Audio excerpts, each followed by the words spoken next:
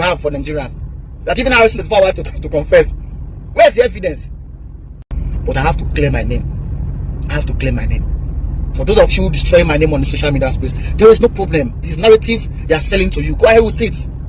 Welcome to Real Crime Chronicles, where every mystery finds its truth. Tap the bell and never miss the next case. Hello guys, you're welcome to the channel. If you are new here, please subscribe, like, give your thoughts in comment section. Guys, Harrison has come out again to say things.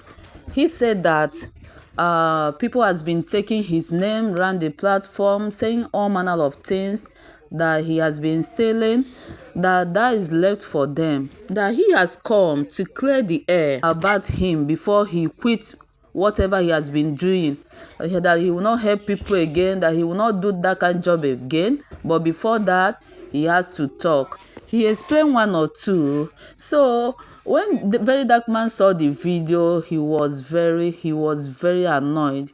He came online to say things again. He replied to Harrison Qwamnishu. He said a lot. The guys, well, let me show you the videos. You can watch the video on your own. Watch what Harrison said before VeryDarkMan got angry and replied him.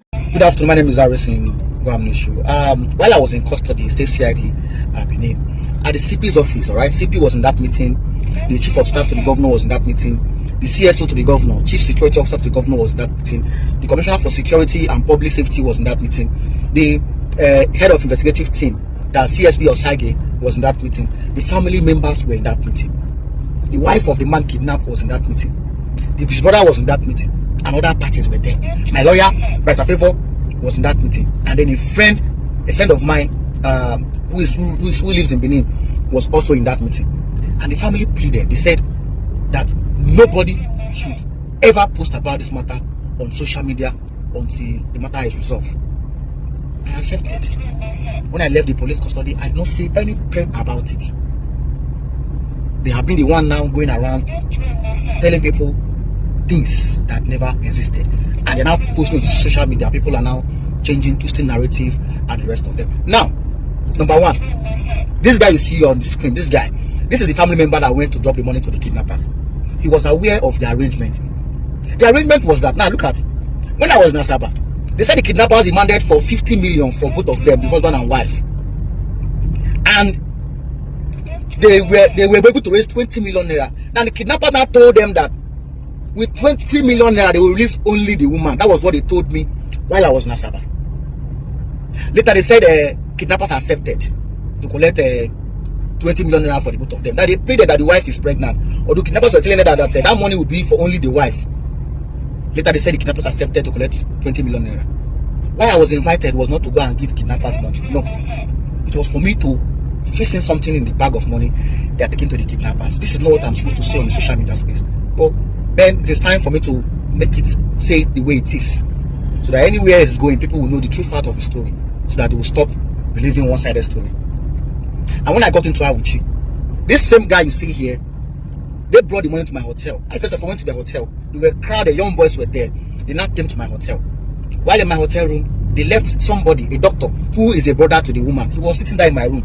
I did my job perfectly. The bag was sealed up for them to take it to the kidnappers in the forest. Now, before they moved to the forest, the kidnappers called and he answered the phone to the loudspeaker for them to give direction where they are coming. The man in the bush, the man still head in the bush, was begging this guy. If the doctor would be truthful, the doctor was there. The doctor, the brother to the woman, was sitting down there. My driver was there, and other people were sitting down there. The man in the bush was begging the brother, this one, begging this guy. He said, please, if I have wronged you before, forgive me. If I have done something to you before, forgive me. And then they beg you. I beg. Now me and my wife they here. You know, so my wife get belly. I beg. If I don't do you wrong before, I beg, forgive me. I beg. He was begging this guy. Then the phone hung up and I asked him, why was your brother begging you? He said, I get previous transaction. I said, I said, okay, no problem. It didn't even go my head. Nothing happened. I just left it. So they carried the money to the bush. And when they got to the bush, they said the kidnappers did not count the money to know whether it is above 20 million naira or below 20 million naira. If they have counted that money will be 20 million naira, because what we did was what we are supposed to do. They only saw that the money was scattered, but they did not count the money. It was this same guy, thank God he was there with my driver, who confirmed everything. It was the same guy that came out and raised alarm that it was what I did that made them to help the guy. Now, listen. Kidnappers, these kidnappers, we've monitored them for months, both in Delta and in those states. Now, they don't count money, 100,000, 200, they count in bundles. So what we did was, they wouldn't have even noticed anything at all. They wouldn't have noticed anything at all. We did our job perfectly well, and they took the money there. The money was not counted. Now listen. Now it was not only this man they went to release and the wife. Another family they kidnapped. This family they kidnapped. This one they kidnapped. They kidnapped this man, the wife, and the husband. But along the line they released the woman and the child because the child was crying. The same family, this other family went also to pay ransom again to kidnappers too. And when they got there, the same kidnappers, when they got there, the kidnappers collected 20 million naira and they don't release the man. So both this one and this one were taken back to the bush, and the woman was released. That was what transpired.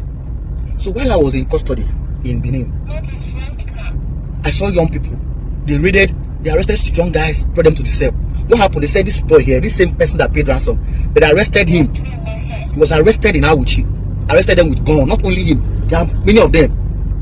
And suddenly, they released this guy. This same guy that went to pay this ransom. That the order came from the police that they should let him go. They released him. And I was in the cell with them. In fact, when they brought them to my cell, they quickly changed these people from my cell to another cell. Immediately, because maybe they knew that those guys, they know me. They changed them from my cell to another cell. I was surprised. Now, if you watch this video, you see what this boy is saying here. He said, look at him, celebrating when he was. You like your freedom? Freedom is priceless. If you like, nobody will help use money back. All times for who? All times to see you. They did not charge this boy and another ones to court. This was the same guy who took the money to go and give the kidnappers. The same guy the brother in the bush was begging.